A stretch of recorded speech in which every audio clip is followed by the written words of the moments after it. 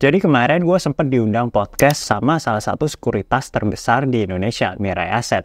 Dimana gue nge-share pengalaman hidup dan pengalaman investasi gue secara sekilas.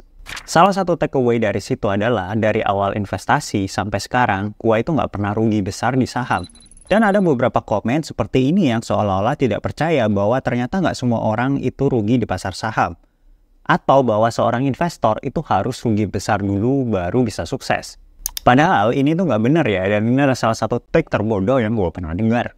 Coba Anda aplikasikan prinsip ini ke aspek kehidupan lain, bahwa Anda harus gagal di bisnis dulu, bangkrut miliaran baru bisa sukses berbisnis. Atau apa harus cerai dulu baru bisa nikah lagi terus berhasil? Jawabannya enggak kan? Terus kenapa kita mencoba menormalisasi rugi besar di pasar saham? Seolah-olah ini adalah jalan menuju kesuksesan. Semua orang memang suka cerita from zero to hero. Tapi nyatanya di lapangan ini tuh hanya percentage yang kecil. Kebanyakan orang sukses ya dari awal udah sukses. Disertai dengan mungkin kegagalan-kegagalan yang kecil. Kebanyakan orang gagal ya biasanya ya kedepannya ya akan gagal terus. Sedikit sebenarnya yang gagal besar-besaran dan bisa sukses ke depannya.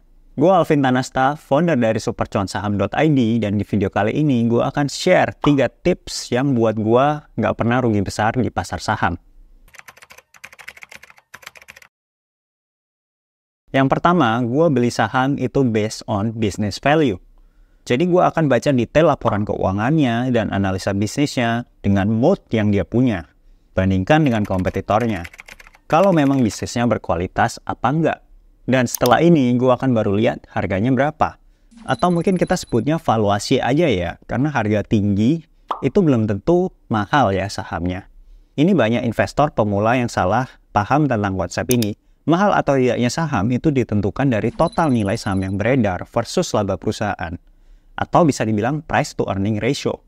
Ada juga PBV atau price to book value yang membandingkan versus aset perusahaan daripada laba. Kalau kalian mau belajar lebih lanjut soal ini, bisa ke website saya, supercuansaham.id. Saya udah buat video yang bahas detail tentang 2 konsep ini. Jadi itu ya intinya, lihat bisnisnya itu bagus nggak. Dan yang kedua, lihat apakah harganya murah atau enggak. Hal kedua yang gue lakuin itu adalah strategic diversification.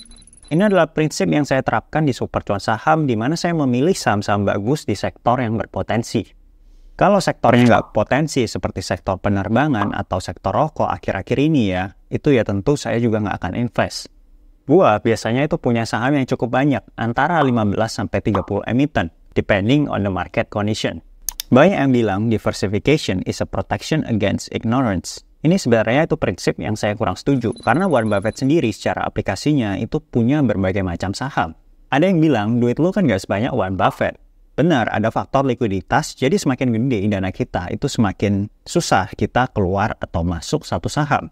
Tapi balik lagi, gue sering lihat investor yang portonya lumayan concentrated, meaning mereka cuma punya 1-5 saham.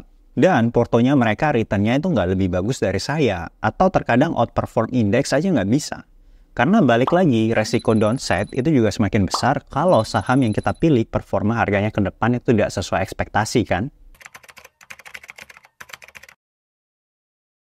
Hal ketiga yang saya lakukan supaya nggak pernah rugi besar di pasar saham itu adalah cut loss cepat. Cut loss di sini berkonotasi ke jual saham. Jika ada informasi dari laporan keuangan atau corporate action yang saya rasa tidak bagus. Jadi bukan cut loss dalam arti trading ya, karena balik lagi saya value investor, bukan trader. Jadi begitu ada informasi yang saya tidak suka dari laporan keuangan atau dari RUPS, saya akan langsung jual saham saya. Mau itu lagi minus 20% atau lagi untung 70%. Karena balik lagi ke poin pertama yang sudah saya jelasin tadi.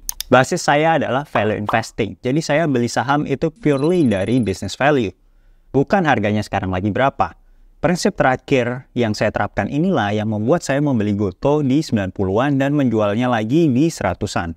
Saat laporan keuangan yang baru keluar waktu itu kurang bagus. Dan sekarang GoTo itu harganya Rp50. Jadi prinsip ini menghindarkan saya dari minus 50% kerugian. Ini juga membuat isi porto saya berisi saham-saham berkualitas. Dan membuat kebanyakan saham yang saya hold itu hijau dan sedikit yang merah. Buat yang nggak percaya atau penasaran sama portofolio saham saya yang saya update secara real time, bisa cek aja supercuansaham.id. That's the end of the video. Semoga 3 prinsip yang saya share ini itu bisa membantu teman-teman untuk berinvestasi lebih baik. Jangan lupa subscribe dan hit the notification bell supaya teman-teman bisa ke-notify ya kalau saya upload video baru. Thank you and see you guys. Bye.